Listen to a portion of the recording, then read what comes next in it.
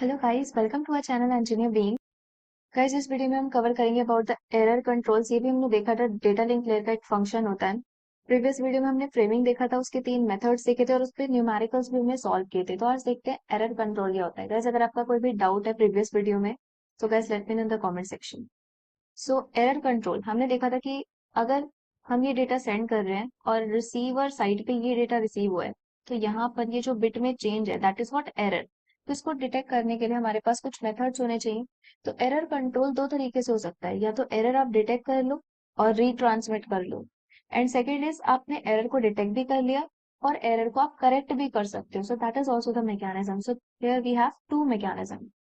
तो यहाँ पे रिसीवर ओनली डिटेक्ट कर सकता है, यहाँ पे करेक्ट भी कर सकता है। एरर डिटेक्शन यूजफुल कब होता है? ऑप्टिकल फाइबर केबल जैसे लिंक्स के लिए। क्यों? क्योंकि ऑप्टिकल फाइबर केबल में जो है नॉइज आपका और एटेन्युएशन जो होता है वो बहुत ही कम होता है। और हमने पढ़ा था ट्रांसमिशन मीडिया में इसके बारे में, ये सबसे अच्छा ट्रांसमिशन मीडिया माना जाता है। तो यहाँ पे क्या होगा कि क्योंकि ये अच्छा ट्रांसमिशन मीडिया है, तो अगर सेंडर को यहाँ पे पता चल गया कि there is some error, error detect हो गया, तो वो क्या करेगा, रीट्रांसमिट कर देगा आपके डेटा को over the fibre optical cable, क्योंकि यहाँ पे नॉइज के चांसेस कम है। बट मान लो अगर आपके पास कोई वायरलेस चैनल है और यहाँ से सेंडर को पता चल गया और उसने डिटेक्ट कर लिया और वो बार बार रीट्रांसमिट कर रहे हैं और बार बार एरर आते जा रहे हैं क्योंकि वो वायरलेस चैनल है। तो अगर मुझे पता है कि मेरा चैनल इस टाइप का है कि उसमें एरर्स आएंगे ही आएंगे, तो मेरे पास कुछ एरर करेक्शन मेथड्स होने चाहिए ना, कि मैं एरर को करेक्ट भी कर पाऊँ। तो इसलिए एरर करेक्शन उन चैनल्स के लिए यूजफुल होता है जो नॉइजी, अनरिलायबल या वायरलेस चैनल्स होते हैं। ये पूरा एक साथ है। फाइन। यहाँ पे हम 3 मेथड्स पढ़ेंगे एरर डिटेक्शन में, that is parity, checksums and CRC. And error correction में हम हेमिंग कोड ये वाला टॉपिक पढ़ेंगे, ये मैकेनिज्म हम पढ़ेंगे। सो आज स्टार्ट करते हैं एरर डिटेक्शन से, that is simple parity check. This is your first topic. अब सिंपल पैरिटी चेक में क्या होता है, एक एग्जाम्पल से समझते हैं। सपोज हमारे पास ये डेटा है 10110। तो यहाँ पे ये सेंडर ने अभी, ये सेंडर के पास डेटा है और इसमें कितने नंबर ऑफ वंस है, ऑड नंबर ऑफ वंस है। तो यहाँ पे अगर मैं सपोज इवन पैरिटी की बात करती हूँ, तो इवन पैरिटी ये कहती है कि आपको यहाँ पे इस पोजीशन पे पैरिटी बिट 0 या 1 हो सकती है आपकी, वो पैरिटी बिट इस तरीके से ऐड करनी है कि ऐड करने के बाद इस ओवरऑल डेटा में जो टोटल नंबर ऑफ वंस हो वो इवन हो। ये कहता है सिंपल पैरिटी चेक। अब यहाँ पे अगर सपोज मैंने 0 को ऐड किया तो मेरा डेटा क्या बन जाएगा, 1011100। तो क्या इस ओवरऑल डेटा में पैरिटी बिट ऐड करने के बाद इवन नंबर ऑफ वंस हैं आपके पास? नहीं, यहाँ पे तो 3 1 है। अब सपोज मैंने पैरिटी बिट ऐड किया 1, यहाँ पे मैंने 1 ऐड किया, तो क्या इस ओवरऑल डेटा में पैरिटी बिट ऐड करने के बाद total number of ones even है? यस, यहाँ पे total number of ones even है, 1 2 3 4, यहाँ पे 4 वंस है। तो ये होता है आपका इवन पैरिटी। अगर आप ऑड पैरिटी की बात करते हो तो ऑड पैरिटी ये कहती है कि आपके पास टोटल नंबर ऑफ वंस जो है वो ऑड होने चाहिए after adding the parity bit. So इसी एग्जांपल को मैं लेती हूँ 10110 और यहाँ पे आपको पैरिटी बिट ऐड करनी है। कौन सी पैरिटी की बात कर रहे हैं यहाँ हम? Odd parity. यहाँ पे हमने इवन पैरिटी की बात की, ये total number of ones even होने चाहिए after adding the parity bit, और यहाँ पे total number of ones odd होने चाहिए after adding the parity bit. So suppose यहाँ पे मैंने पैरिटी बिट को 1 ऐड कर दिया, तो क्या यहाँ पे टोटल नंबर ऑफ वंस आपके ऑड है after adding the parity bit इस ओवरऑल डेटा में? नहीं, यहाँ पे तो 4 1 है, तो मैं 1 नहीं ऐड करूंगी एज अ पैरिटी बिट। और अगर मैंने 0 को ऐड किया तो 0 ऐड करने के बाद मैंने देखा कि ओवरऑल डेटा में मेरे पास कितने नंबर ऑफ वंस है, ऑड नंबर ऑफ वंस है, 3 वंस है यहाँ पे, तो ये मेरा करेक्ट है ऑड पैरिटी के केस में। और इवन के केस में ये वाला करेक्ट है। फाइन। तो ये होता है हमारा सिंपल पैरिटी चेक, ये इवन के केस में, ये ऑड के केस में। अब इवन पैरिटी को कंसीडर करके यहाँ पे एक फ्लो चार्ट गिवन है। किसको कंसीडर करके? इवन पैरिटी को कंसीडर करके यहाँ पे फ्लो चार्ट है। ये आपका सेंडर, सेंडर ने ये डेटा को ट्रांसमिट किया 1000011, यह है आपका डेटा। अब यहाँ पे पैरिटी बिट कंप्यूट करेगा, यहाँ पे जो आपका सेंडर है, यहाँ पे आप खुद सोचो कि यहाँ पे 3 नंबर ऑफ वंस है और हम इवन पैरिटी की बात कर रहे हैं, तो यहाँ पे पैरिटी बिट क्या ऐड होगी 0 और 1 में से? ऑब्वियसली हम यहाँ पे करके देख लेते हैं। अगर यहाँ पे पैरिटी बिट 1 ऐड करेंगे तो टोटल आप क्या क्या ओवरऑल डेटा में जो टोटल नंबर ऑफ वंस है क्या इवन है? यस, इवन है। तो इसलिए हमने यहाँ पे पैरिटी बिट 1 ऐड कर दिया, उसको थ्रू ट्रांसमिशन मीडिया सेंड कर दिया। ये आपका डेटा सेंड हो गया, रिसीवर के पास पहुंचा, रिसीवर ने चेक किया कि क्या इस डेटा में total number of ones even है, तो देखा हाँ इवन है, यस आ गया यहाँ पे, तो डेटा को एक्सेप्ट कर लिया रिसीवर ने। अगर नहीं होता तो डेटा रिजेक्ट हो जाता। अब किस तरीके से ये एरर को डिटेक्ट कर रहा है, एक बार वो भी समझ लेते हैं। मान लो इस डेटा में इस वाली बिट में चेंज आ जाता और आपका डेटा ये बन जाता 11001111। तो इस डेटा में according to receiver even parity है, तो total number of ones even होने चाहिए। बट अगर रिसीवर चेक करता है कि क्या इसमें नंबर ऑफ वंस इवन है, नहीं है, तो ये आपका डेटा रिजेक्ट हो जाएगा। मान लो 1 का 0 हो जाता है, सपोज 1000011, सपोज आपका ये एरर आ जाता है इस वाली बिट पे, तो यहाँ पे भी क्या आपके total number of ones even है, नहीं है, तो ये भी डेटा आपका रिजेक्ट हो जाएगा। अब मान लो यहाँ सिंगल बिट जब चेंज हुआ, तो यहाँ पे डिटेक्ट कर लिया रिसीवर ने। कब डिटेक्ट किया? जब आपका सिंगल बिट एरर था। अब मान लो ये दोनों बिट जो है एक साथ फ्लिप हो जाती है, 1100, इस तरीके से हो जाता है आपका डेटा। अब यहाँ पे दो बिट्स चेंज हुई हैं, तो क्या मुझे पता चला? नहीं पता चला, क्योंकि यहाँ पे अब भी नंबर ऑफ वंस क्या है, इवन है, तो ये तो डेटा क्या हो जाएगा, एक्सेप्ट हो जाएगा। बट एक्चुअल में this is a wrong data, क्योंकि यहाँ पे दो बिट्स फ्लिप हुई हैं। तो इसका मतलब ये है कि जो आपका सिंपल पैरिटी चेक होता है, ये सिर्फ सिंगल बिट एरर को ही डिटेक्ट करता है, या फिर हम ये कह सकते हैं कि ऑड बिट एरर। अब ऑड बिट एरर का क्या मतलब है, ये भी नहीं कह सकते वैसे हम ऑड बिट एरर को भी, क्योंकि suppose odd number of ones हमने फ्लिप कर दिया, सपोज यहाँ पे मैंने 3 बिट्स को चेंज किया, सपोज ये दोनों चेंज किया और ये वाला भी चेंज कर दिया, तो आपका डेटा बन गया 11101011। तो यहाँ पे टोटल नंबर ऑफ वंस जो है वो ऑड तो है, मतलब मैंने ऑड नंबर ऑफ वंस को फ्लिप किया है, और यहाँ पे डेटा जो है वो अब भी रिजेक्ट हो जाएगा आपका, क्योंकि नंबर ऑफ वंस जो है इसमें ऑड है। तो अगर आप ऑड बिट्स को चेंज करते हो, यानी कि यहाँ पे मैंने 3 बिट्स को चेंज किया, या फिर मैं 5 बिट को चेंज करती हूँ, या 7 बिट्स को चेंज करती हूँ, अगर मैं ऑड नंबर में बिट्स को चेंज कर रही हूँ या सिंगल बिट को चेंज कर रही हूँ, तभी ये डिटेक्ट करता है। लेकिन अगर आपने बर्स्ट एरर, यानी कि बहुत सारे बिट्स को चेंज कर दिया इन इवन नंबर, तो वो ये डिटेक्ट नहीं कर पाएगा, यही इसका डिसएडवांटेज है। अब सेकेंड टाइप का आपका जो वो आता है error detection, that is two dimensional parity check. Two dimensional parity check में क्या होता है कि सपोज ये है आपका डेटा, इस डेटा के 4 पार्ट्स हैं, डेटा 1, डेटा 2, ये आपका डेटा 3 एंड ये है आपका डेटा 4। ठीक है, तो हम इसको रिप्रेजेंट करते हैं इन रोज एंड कॉलम्स। सो यहाँ पे मैंने डेटा 1 लिखा है, यहाँ पे डेटा 2, यहाँ पे डेटा 3 एंड यहाँ पे डेटा 4। और हम क्या करते हैं, रो एंड कॉलम वाइज हर एक डेटा के लिए पैरिटी कैलकुलेट करते हैं, वैसे ही जैसे हमने ऊपर कैलकुलेट की। और यहाँ पे हम कंसीडर कर रहे हैं इवन पैरिटी, तो उसके अकॉर्डिंग हम पैरिटी बिट कैलकुलेट करेंगे। फाइन। अब सपोज आपका डेटा है डेटा 1, यहाँ पे मैं रो वाइज इस वाली रो के लिए पैरिटी बिट कैलकुलेट करती हूँ। तो यहाँ पे मैंने देखा नंबर ऑफ वंस जो है वो इवन है इनिशियली, तो यहाँ पे मेरा पैरिटी बिट 0 ही होना चाहिए, क्योंकि 0 ऐड करने के बाद ओवरऑल डेटा में नंबर ऑफ वंस इवन रहने चाहिए।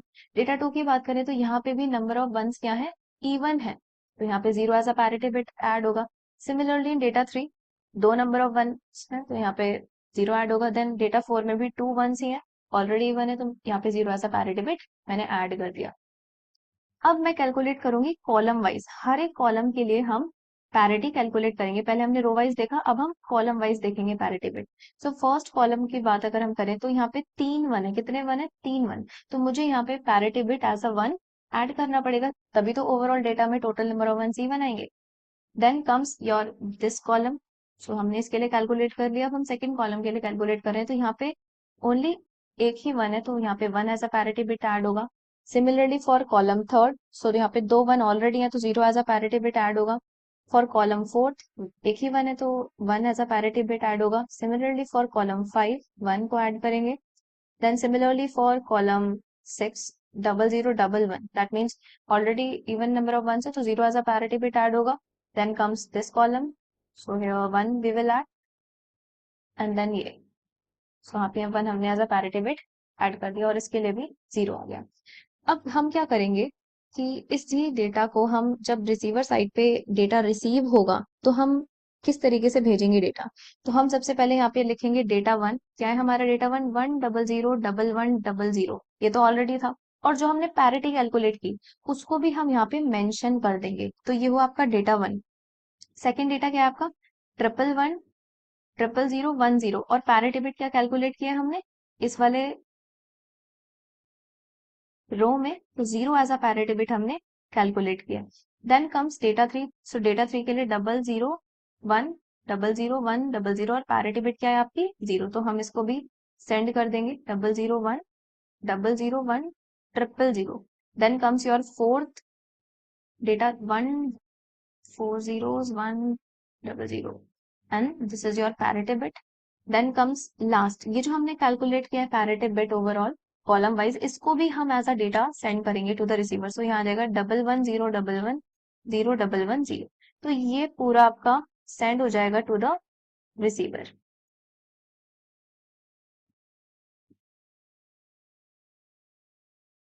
फाइन। अब यहाँ पर एडवांटेज क्या आता है, यहाँ पे एडवांटेज ये आता है कि अगर आपके मल्टीपल एरर्स भी आते हैं, मल्टीपल बिट्स में भी एरर आते हैं, तो वो भी आप डिटेक्ट कर सकते हो, ठीक है। लेकिन डिसएडवांटेज क्या है कि सपोज आपका डेटा 1 और डेटा 2 में सेम पोजीशन पे 2 बिट्स में चेंज आया, ठीक है, यहाँ है आपका डेटा 1, यह आपका डेटा 2। तो यहाँ पे मान लो कि ये वाला बिट जो है और ये वाला बिट है, दोनों सेम पोजीशन पे हैं, इन दोनों में ही चेंजेस आ गए। सपोज यहाँ पे 1 का 0 हो गया और 0 का 1 हो गया, तो अगर आप ओवरऑल पैरिटी कैलकुलेट करोगे तब भी तो 1 ही आएगी। तो इसका मतलब ये है, ये कि इसका डिसएडवांटेज है कि अगर सेम पोजीशन पे, जैसे कि मैंने यहाँ पे लिखा भी है कि if two bits are in exactly same position in the other data are damaged, then it will not detect the error. So that is what the disadvantage. ये burst error को detect कर सकता है, but अगर same position पर ही आपके error यहाँ पे flip हो जाते हैं, तो overall parity आपकी same ही रहेगी। Okay, so this will not detect by two-dimensional parity check. Now comes the third method of error detection, that is the checksum method. अब चेकसम मेथड में क्या करते हैं, ये इसके स्टेप्स हैं, तो हम पहले सॉल्व कर लेते हैं, फिर हम स्टेप्स को रिवाइज कर लेंगे। तो पहला स्टेप आपका ये कहता है कि डेटा को आप के सेगमेंट्स में डिवाइड करो ऑफ m बिट्स। तो यहाँ पे मैंने ऑलरेडी डिवाइड किया हुआ है 4 पार्ट्स में डेटा को, और मैंने बिट लिए हैं 8 bits. So this is your first step कि आपको अपने डेटा को के पार्ट्स में डिवाइड करना है विद m बिट्स। सभी डेटाज में बिट्स जो है वो सेम होने चाहिए। उसके बाद क्या करना है आपको, इन सारे डेटा का data 1, data 2, data 3 and data 4, इनका क्या करना है, सम करना है। कैसे सम करोगे, वंस कॉम्प्लीमेंट अर्थमेटिक के थ्रू आप सम कैलकुलेट करोगे। तो हम चलो सम कैलकुलेट करते हैं। फाइन। सो ये आपकी बिट थी, this is your data 1, this is your data 2। अब इनका सम कैलकुलेट करते हैं। तो सम कैलकुलेट करने से पहले आपको ये पता होना चाहिए 1 एंड 0 का सम 1 आता है, 0 एंड 1 का सम भी 1 ही आता है, 1 एंड 1 का सम आता है, 1 और 1 का सम क्या आता है 2 डेसिमल में, और 2 को कैसे रिप्रेजेंट करते हैं बाइनरी में, एज 0 1। तो यहाँ पे 0 विद कैरी 1 आता है, 1 एंड 1 का सम। तो ये आपको ध्यान रखना है। एक चीज और, अगर आप 111 को ऐड करते हो तो 111 मीन्स 3 इन डेसिमल, और 3 को कैसे रिप्रेजेंट करते हैं डेसिमल में, 11 से, सॉरी इन बाइनरी। ओके, सो 11 होगा 111 का सम, बिकॉज 3 होता है और 3 को हम बाइनरी में 11 लिख सकते हैं। और binary how I am calculating 1 2 4 8, इस पैटर्न के through I am calculating the binary one. तो ये आपका डेटा 1 है, डेटा 2 है, चलो इनका समेशन करते हैं। सो यहाँ पे आपका डेटा 1 एंड डेटा 2 है, सो इनको ऐड करते हैं। 1 एंड 0 का सम विल बी 1, 0 एंड 1 का सम 1, 0 0 का सम 0, 1 एंड 0 का सम 1, देन 1 1 1 एंड 1 एंड 1 का सम मैंने आपको क्या बताया, 0 विद कैरी 1। अब यहाँ पे आपका जो कैरी आया है, क्योंकि आप वंस कॉम्प्लीमेंट अरिथमेटिक के थ्रू सम कर रहे हो, तो ये भी यहाँ पे आपका ऐड होगा, कैरी भी वापस से ऐड होगा। सो 1 एंड 1 का सम कितना होगा, 0 विद कैरी 1, 1 एंड 1 का सम अगेन 0 विद कैरी 1, 1 एंड 0 का सम कितना आएगा आपका 1, एंड बाकी डेटा आपका एज इट इज हम नोट कर लेंगे। सो 1 1 1 1 एंड 0। फाइन, तो ये था आपका डेटा। नाउ ये है आपका डेटा 3, इस डेटा 3 के साथ आप समेशन कैलकुलेट करो। सो 0 एंड 0 का सम इज 0, 0 एंड 0 का सम इज 0, 1 एंड 1 का सम is 1, sorry 0 with carry 1। Again 1 and 1 का सम कितना हो जाएगा, 0 विद कैरी 1, 1 एंड 1 का सम कितना हो जाएगा, 0 विद कैरी 1। अब यहाँ पे 111 आ गया, 111 मीन्स 3, तो उसको बाइनरी में कैसे रिप्रेजेंट करते हैं, 1 1, सो 1 विद कैरी 1, 1 1 यानी कि 0 विद कैरी 1, तो 0 विद कैरी 1, और यहाँ पे सम आ जाएगा आपका 1। तो इस तरीके से आपका सम आ गया। अभी आपका डेटा 4, तो हम क्या कर रहे हैं, सारे डेटास को सेंडर साइड पे ऐड कर रहे हैं यूजिंग वंस कॉम्प्लीमेंट अरिथमेटिक, यानी कि अगर आपका कैरी भी आता है तो उसको भी आप वापस से ऐड करोगे। सो 0 एंड 0 का सम is 0, 0 1 0 0 1 0 and 1 is 0 with carry 1। अब यहाँ पे कैरी आया ना, तो कैरी को I will again add. So again जब मैं यहाँ पे ऐड करूंगी 1, तो मेरा कितना क्या आएगा result? So my result will be 0 0 1 0 0 1 0 1 fine. तो ये मेरा आता है after making the summation of all the datas. तो ये हुआ हमारा सेंडर साइड। अब हम क्या करेंगे, जो भी हमारा फाइनल सम आया, दिस इज माय फाइनल सम, इसका मैं कॉम्प्लीमेंट निकालूंगी और मेरे पास जनरेट हो जाएगा चेक सम। इसका कॉम्प्लीमेंट क्या होगा? कॉम्प्लीमेंट कैसे निकालते हैं कि जो भी आपका डेटा है उसमें 0 को 1 कर दो, 1 को 0 कर दो। वंस कॉम्प्लीमेंट अगर आप निकाल रहे हो तो 0 को 1 कर दोगे और 1 को 0 कर दोगे। तो ये हो गया आपका चेक सम। अब रिसीवर साइड पे क्या होगा? रिसीवर भी यही करेगा। रिसीवर सारे डेटास को सम कर देगा सबसे पहले using the same concept of ones complement arithmetic. So आपका सम हमने अभी कैलकुलेट किया, ये आपका डेटा फर्स्ट है, ये आपका डेटा सेकंड है, रिसीवर साइड भी। तो ये भी पहले सम कैलकुलेट करेगा सारे डेटास का, तो हमने ऑलरेडी कैलकुलेट किया है, कर दिया है। तो मैं सिमिलर लिख देती हूँ आपका आंसर जो आ रहा है 0 1 1 0 1 1 0 1 एंड 1।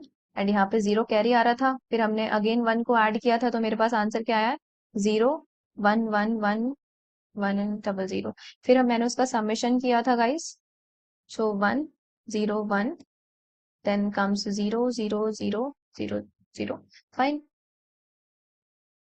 तो मेरा जो 1 0 0 1 0 0 1 0 0 यानी कि मेरा जो फाइनल रिजल्ट आया था, यहाँ पे 1 कैरी भी था, so I will add carry as well. और मेरा जो रिजल्ट सम आएगा वो तो सेम ही आएगा, चाहे रिसीवर करे ऐड या सेंडर करे ऐड। तो सपोज मेरा जो सम आया है दैट इज 0 0 1 0 0 1 0 1। सो इतना ही हमने पार्ट रिसीवर साइड भी कर लिया। अब क्या होगा, जो आपके पास ये जनरेट हुआ है 0 0 1 सम, इसमें आप क्या करोगे? जो आपने ये चेकसम जनरेट किया था ना, इस चेकसम को भी ऐड करोगे। तो ऐड करो चेकसम यहाँ पे फाइनल सम में 0 1 1 0 1 0। ठीक है, रिसीवर एंड पे भी रिसीवर ने सबका सबमिशन किया डेटा का, और जो आपने चेकसम जनरेट किया था ये वाला डेटा, इसको भी यहाँ जाके ऐड कर दिया फाइनल सम में। तो रिसीवर ने ऐड किया, तो रिसीवर ने देखा मेरे पास ये रिजल्ट आया। अब ये जो रिजल्ट आया, इस रिजल्ट का कॉम्प्लीमेंट निकालेगा रिसीवर भी। और अगर कॉम्प्लीमेंट में सारे जीरोस आ जाते हैं यानी कि देयर इज नो एरर, तो अगर आप वंस कॉम्प्लीमेंट निकालते हो यानी कि 0 का 1 1 का 0, तो आप सारे बिट्स को अगर फ्लिप करते हो तो आपके पास क्या आंसर आ जाएगा? 0 आ जाएंगे सारे बिट्स, यानी कि देयर इज नो एरर। और अगर सारे बिट्स 0 नहीं आते that means there is an error. तो आपने किया क्या? सेंडर साइड पे आपने सारे डेटा का सम किया यूजिंग वंस कॉम्प्लीमेंट अर्थमेटिक, और फिर वहां से डेटा को, ये सम था, डेटा का आपने वंस कॉम्प्लीमेंट निकाल के चेक सम जनरेट कर लिया। रिसीवर एंड पे भी क्या हुआ? सारे डेटा का सबमिशन हुआ। सबमिशन होने के बाद जो आपने चेक सम जनरेट किया था ये वाला पार्ट, इसको भी आपने सम के साथ ऐड कर दिया, और ऐड करने के बाद ये आपका सम आया। उस सम को आपने वंस कॉम्प्लीमेंट निकाला। अगर सारे बिट्स 0 आ जाते हैं that means there is no error, otherwise there will be an error. So इस तरीके से हम चेक सम को कैलकुलेट करते हैं। Fourth approach is cyclic redundancy check, CRC, cyclic redundancy check. तो हम यहीं पे समझते हैं with an example, steps you can write yourself अगर आपको समझ आ जाता है कॉन्सेप्ट। तो ये है आपका डेटा 1 0 1 0 0 क्या है आपका डेटा? ये वाला पार्ट 1 0 1, ये 4 times 0, this is the data at the sender side. और ये 1 0 0 1 ये कहाँ से जनरेट हुआ है? ये जो आपका डिवाइजर है, तो आपके पास एक CRC जनरेटर होता है, CRC डिवाइजर जनरेटर है। सपोज ये है x³ + 1। तो अगर आप एक इक्वेशन लिखते हो तो आप उसमें सारे डिग्रीज के एक्सेस को कंसीडर करोगे, x⁻0, x⁻1, x⁻0 and x⁻3। तो सबको मैंने यहाँ पे कंसीडर किया, बट मेरा जो पॉलिनोमियल था उसमें सिर्फ x³ था और x⁻0 था। तो यहाँ पे 1 आ गया और यहाँ पे 1 आ गया, बाकी जगह 0। तो ये जो आपका 1 0 मैंने लिखा है, इसी से ही आपका ये जनरेट हो जाएगा। जो भी इनके कोफिशियंट्स होंगे उनको हम कंबाइन कर देंगे और हमारा CRC डिवाइजर जनरेट हो जाएगा। तो मेरा CRC डिवाइजर क्या है? 1 0 0 1। सपोज आपका ये होता, क्या कहते हैं, जनरेटर पॉलिनोमियल कुछ इस तरीके से होता, x³ + x² + 1। तो यहाँ पे अगर आप देखो, कंसीडर करो, इसी तरीके से कंपेयर करोगे अगर यहाँ पे, तो यहाँ पे x³ + x² का कोफिशियंट है, यस। फिर आपने देखा एक्स, क्या एक्स का कोफिशिएंट क्या है, 0। फिर आपने देखा एक्स टू द पावर 0 का कोफिशिएंट क्या है, 1। तो आपका डिवाइजर क्या हो जाएगा, 1 1 0 1। तो इसी तरीके से आप डिवाइजर कैलकुलेट कर सकते हो यूजिंग एनी पॉलिनोमियल, जो भी आपके पास जनरेटर पॉलिनोमियल है उसके अकॉर्डिंग। फाइन। अब ये है आपका सेंडर साइड और ये आपका डेटा है 101 4 time 0 and 1001 is your divisor. तो अब सबसे पहला स्टेप आपका क्या होगा कि जितने भी बिट्स होंगे आपके डिवाइजर में, तो इनिशियली यहाँ पे मैं 1001 में देखूंगा कि मेरे पास 4 बिट्स हैं। तो 4 माइनस 1 कितना होता है, 3। तो आपको क्या करना है, जितने भी बिट्स डिवाइजर में हो उसमें से एक सब्ट्रैक्ट करना है और उतने ही नंबर ऑफ जीरोस यहाँ पे ऐड करना है। तो 4 यहाँ पे बिट्स थे इन द डिवाइजर, तो मैंने एक सब्ट्रैक्ट किया तो मेरे पास आया 3, तो मैंने यहाँ पे 3 जीरोस को ऐड कर दिया। अब यहाँ पे मैं क्या करूंगी, कैलकुलेट करती जाऊंगी। 1001 से मैं सिंपल जो आपका डिविजन होता है वो फाइंड आउट करेंगे और आप ऑपरेशन क्या परफॉर्म करोगे, जोर ऑपरेशन परफॉर्म करोगे। अब जोर ऑपरेशन के बारे में भी आप एक बार जान लो कि जोर ऑपरेशन के केस में क्या होता है कि अगर है आपका जोर, यहाँ पे मैं बता देती हूँ, अगर दोनों बिट्स सेम हैं तो आपका आंसर आता है 0। अगर दोनों बिट्स डिफरेंट हैं तो आपका आंसर आता है 1। तो ये इस तरीके से हम यहाँ पे जोर ऑपरेशन परफॉर्म करेंगे। अब स्टार्ट करते हैं डिवीजन। सो 1001, तो ये जो डेटा है 1010 ये बड़ा है 1001 से, तो यहाँ पे मैं लिख सकती हूँ 1। और जो आपका क्वेश्चन होगा ये वो 1 हो सकता है या 0 हो सकता है, तो मैंने लिखा यहाँ पे 1001। अब यहाँ पे आप जोर ऑपरेशन परफॉर्म करोगे, 0 एंड 1 का जोर कितना आएगा, दोनों बिट्स डिफरेंट हैं तो 1 आ जाएगा। 1 एंड 0 का जोर इज ऑल्सो 1। 0 एंड 0 का जोर इज 0 एंड यहाँ पे भी 0। फाइन। अब यहाँ पे आपके अगर बिट्स लेफ्ट साइड में 0 हैं तो आप उनको कंसीडर नहीं करोगे, यानी कि आप जो डेटा है यहाँ से कंसीडर करोगे डबल वन से। तो यहाँ पे मैंने 0 को नीचे नोट कर लिया।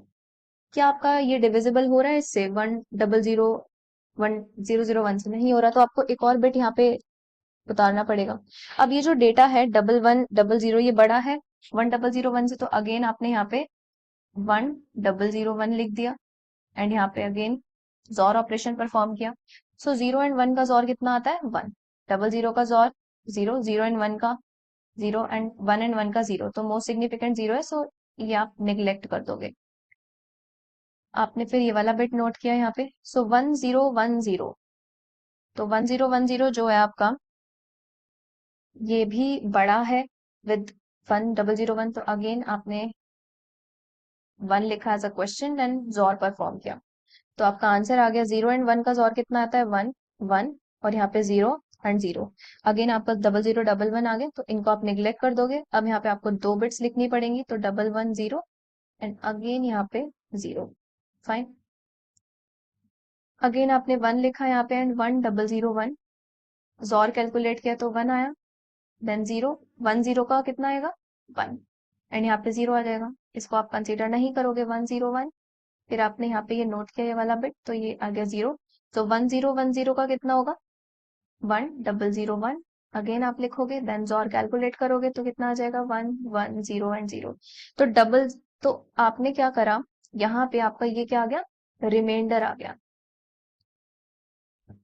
Okay, so this is your reminder 0011। अब रिसीवर एंड पे हम क्या करेंगे, हमने देखा 0011 हमारा रिमाइंडर है, तो रिसीवर एंड पे आपका डेटा क्या था, 1014 टाइम्स 0।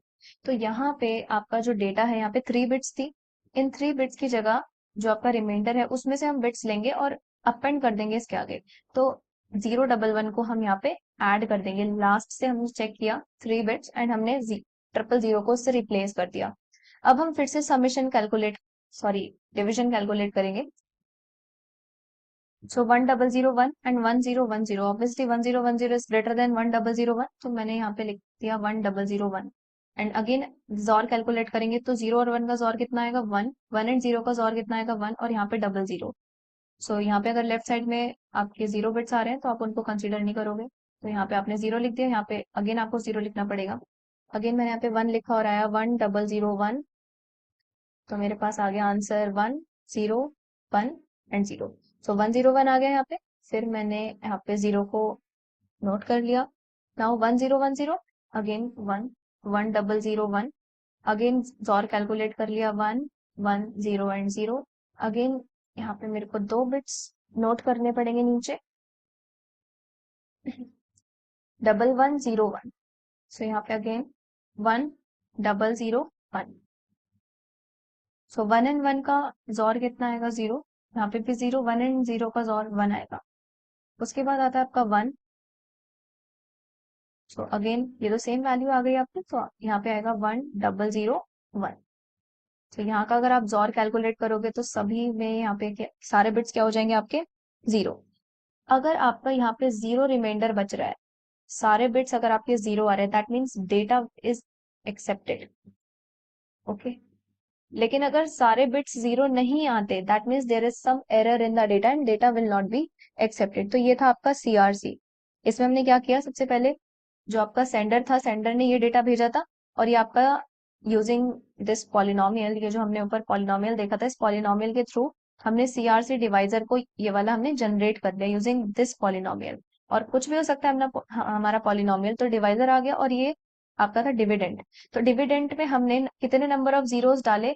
जितने भी आपके नंबर ऑफ बिट्स डिवाइजर में, उसमें से आप एक सब्ट्रैक्ट करो, तो 4 - 1 विल बी 3। तो 3 नंबर ऑफ जीरोस हमने यहाँ पे अपेंड कर दिए, और हमने सिंपल डिवीजन कैलकुलेट किया यूजिंग जोर ऑपरेशन। उसके बाद जो हमारा रिमाइंडर आया, सेंटर साइड में क्या हुआ कि जो रिमाइंडर आया था उसको हमने अपेंड किया। जो हमने 000 अपेंड किया था उसकी जगह हमने एंड से देखा 011 बिट्स आई, उसको हमने यहाँ पे रिसीवर एंड पे अपेंड कर दिया, और यहाँ पे भी हमने यहाँ पे डिवीजन कैलकुलेट किया यूजिंग जोर ऑपरेशन। और देखा अगर एंड में सारे बिट्स 0 आ रहे हैं, यानी कि आपका डेटा एक्सेप्टेड हो जाएगा, otherwise your data will not be accepted, there is some error in your data.